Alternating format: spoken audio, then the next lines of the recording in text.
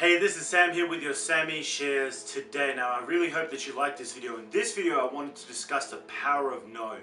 Do you have the ability to say no? Or if you don't, do you understand why that actually is? 3 things that you really need to learn how to say no to improve your life immediately.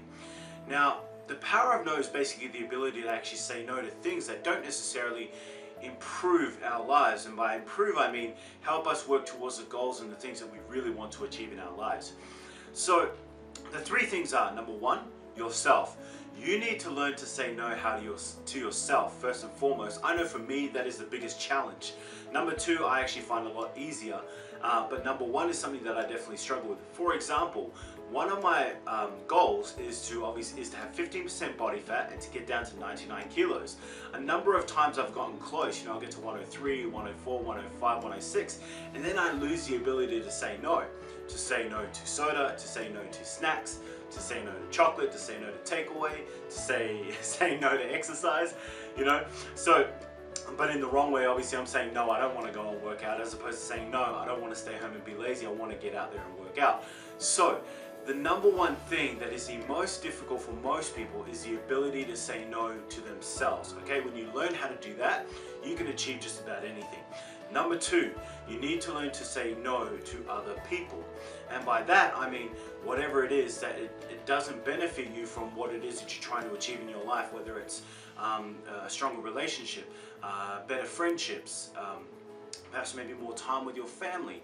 Saying no to the right things will allow you to free up so many more resources, whether that's time or energy or effort, that you can put into something that you actually want to achieve, as opposed to just saying yes to every single person that comes along. For example, there are a lot of people online these days that will message and ask for your time and attention, and it's fine obviously to give it, but keep in mind and keep it in perspective of what it actually means to you and the goals that you're actually trying to achieve. Are you actually trying, for example, to build a business online? If so, then when people message you, be willing to help them. And if you find a topic that's global, for example, that a lot of people would benefit from, instead of doing just a single write-up to them, perhaps maybe make a nice elaborate write-up and either post it on Facebook or create a video and put it on YouTube and then share that on Facebook and tag the person in. That's a way of obviously providing an answer whilst helping other people at the same time. Now, if you're just trying to say, for example, gain more time for your relationship, then obviously sitting on Facebook and messaging people there is a wrong way to go about saying no. You want to say no to those people on Facebook, and you want to focus in on your relationship and say yes to that person, okay? In other words, every no that you say opens you up more time to say yes to something that's more important to you in your life. Number 3 is technology. Now, I'm a big advocate for technology. I love social media. I love obviously internet marketing. It's what I do for a living. I love this sort of stuff. What I'm trying to say is limit it in terms of the amount of usage that you have in place. If you're trying to improve a relationship, then spend time on that relationship. Go out for a walk. Take them out for a date. Go swimming at the beach together. Go to the movies.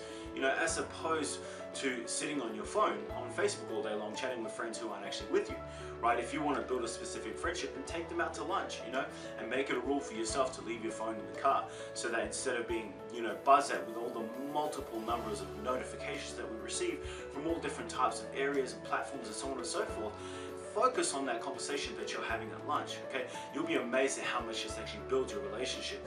Say no to technology in terms of the amount of times that it takes away from you. The number 1 tip that I can give you, for example, is TV. The average person in a household, TV is watched 6 hours per day. 6 hours per day, that is just insane. It's insane to me because it's a reality that I don't live in. I might watch somewhere between 1 to 2 hours of TV a day and no more than that. On a really bad day, or like a day off, then I'll enjoy maybe 3 or 4 hours of TV, and then I spend it on relationships, because that's my goal and focus in life. What's yours? Is your focus, is your number 1 priority to watch TV? If it isn't, you're probably not even aware of how much time you're actually killing doing that. So that would be my actually my number 1 tip to you. If you can reduce your TV watch time by 1 hour per day, that's 365 hours per year. And if you were to break that down into your daily life, if you work a typical 40-hour work week, by reducing 1 hour per day on TV, you've actually just added 9.5 weeks of productivity to your life in 1 year. okay? Let that sink in. Those numbers are just absolutely insane, and I hope you're inspired by this and you cut back on your TV. You know, even if you're cutting back means, let's say for example, paying to be able to record programs that you watch and skipping the ads. In that 6 average hours a day, if you were to skip the ads, that alone will cut your usage down by 1 hour, probably even more, okay? So I'm not saying I don't watch TV, I'm not saying I don't watch movies or sports games or anything like that. I in fact enjoy all of them, but I minimize it because I want to maximize my output, right? Not necessarily what I'm consuming. Okay, so learn to say no to yourself first and foremost, right? If we can master that, we can master anything. Learn to say no to other people as it pertains to your particular goals and priorities in life, and learn to say no to technology, all right? Particularly TV, all right? There's a reason it's nicknamed the idiot box back in the days, okay? Nowadays, we've probably forgotten what that actually stands for, but there is a reason it was nicknamed the idiot box. If you're interested in learning a little bit more about it, go ahead and Google. It's an interesting story that it'll probably inspire you to cut back your TV and start increasing your output, all right? So thank you very much for watching this Samii Share video. There is a ton more that's coming from you. Subscribe to my YouTube channel, you know, like my fan page on Facebook. There is a lot more coming your way that I'm going to be sharing as much as I possibly can with everything that I learn.